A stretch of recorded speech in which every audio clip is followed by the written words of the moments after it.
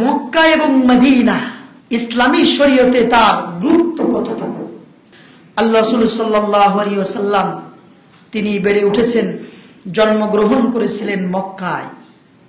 মক্কায় জন্মগ্রহণ করার পর তিনি হালিমাতুস সাদিয়া, বিভিন্ন রওয়ায়াতে এসেছে হালিমাতুস সাদিয়া রাদিয়াল্লাহু তাআলা আনহা, কেউ কেউ বলেছেন ইসলাম গ্রহণ করেছেন, কেউ কেউ বলেছেন করেন নাই, আল্লাহ তাআলা ভালো জানেন। হালিমাতুস সাদিয়া তিনি যেই জায়গাতে ছিলেন সেই জায়গাতে তাকে নিয়ে যাওয়া হয়। রাসূলুল্লাহ সাল্লাল্লাহু আলাইহি ওয়াসাল্লাম বেড়ে ওঠেন, আবার মক্কায় ফিরে আসেন। তারপরে রাসূলুল্লাহ সাল্লাল্লাহু আলাইহি ওয়াসাল্লামের কাছে যখন ওহী নাজিল হয়, 40 বছর বয়সে আল্লাহ রাসূল সাল্লাল্লাহু আলাইহি ওয়াসাল্লামকে যখন বিভিন্নভাবে নির্যাতন করা হয়, মক্কা শরীফের ফজিলত, মক্কার অবস্থান ইসলামের দৃষ্টিতে কতটুকু তার এই হাদিসগুলাতে স্পষ্ট হয়। নবী সাল্লাল্লাহু আলাইহি ওয়াসাল্লামের অন্তরে মক্কার কথাগুলি কিভাবে তিনি তার অন্তরে প্রতিচ্ছবি হিসাবে তিনি পরবর্তীতে ঘোষণা করেছেন।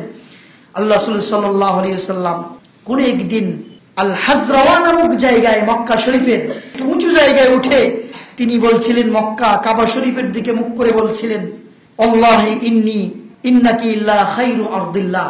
আল্লাহ রাসূল সাল্লাল্লাহু আলাইহি ওয়াসাল্লামকে যখন মক্কা থেকে লোকজন তাড়িয়ে দিচ্ছিল অথবা মক্কায় থাকার পরিস্থিতি ছিল না, তখন আল্লাহ রাসূল শেষ মুহূর্তে যখন তিনি মক্কা ত্যাগ করবেন, মক্কা ছেড়ে চলে যাবেন, ওই মুহূর্তে রাসূলুল্লাহ সাল্লাল্লাহু আলাইহি ওয়াসাল্লাম আল হাজওয়া নামক বাজারে গিয়ে উঁচু জায়গায় উঠে তিনি মক্কা নগরীকে বিদায় জানিয়ে বলছিলেন, ওয়াল্লাহি, আল্লাহর শপথ, ইন্নাকি লা খায়রু আরদিল্লাহ, হে মক্কা, হে কাবা শরীফ, হে মক্কা নগরী, আল্লাহর নিকটে তুমি সর্বাধিক কল্যাণময় একটি শহর।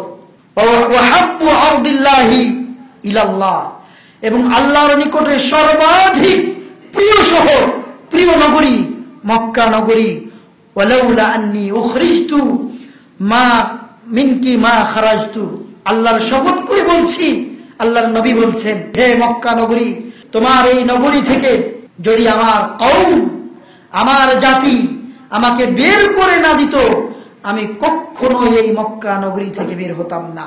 তো আল্লাহ রাসূলের এই হাদিস থেকে পাওয়া যায়, তিনি বলেছেন খায়রু আরদিল্লাহ, পৃথিবীর মধ্যে সবচেয়ে কল্যাণময় নগরী, এবং আহাব্বু আরদিল্লাহ, সর্বাধিক প্রিয় নগরী, উত্তম নগরী, কল্যাণময় নগরী এবং প্রিয় নগরী।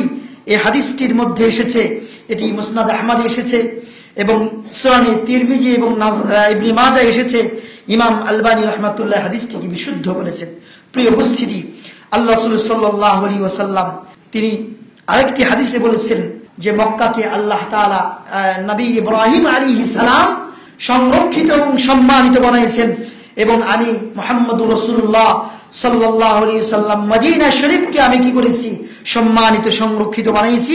এটি বুখারী এবং মুসলিমের হাদিস, ইন্না ইব্রাহিম হাররামা মক্কা ওয়া ইন্নী হাররামতুল মদিনা কামা হাররামা ইব্রাহিম মক্কা। প্রিয় উপস্থিতি, এইভাবে বিভিন্ন বর্ণনা এসেছে।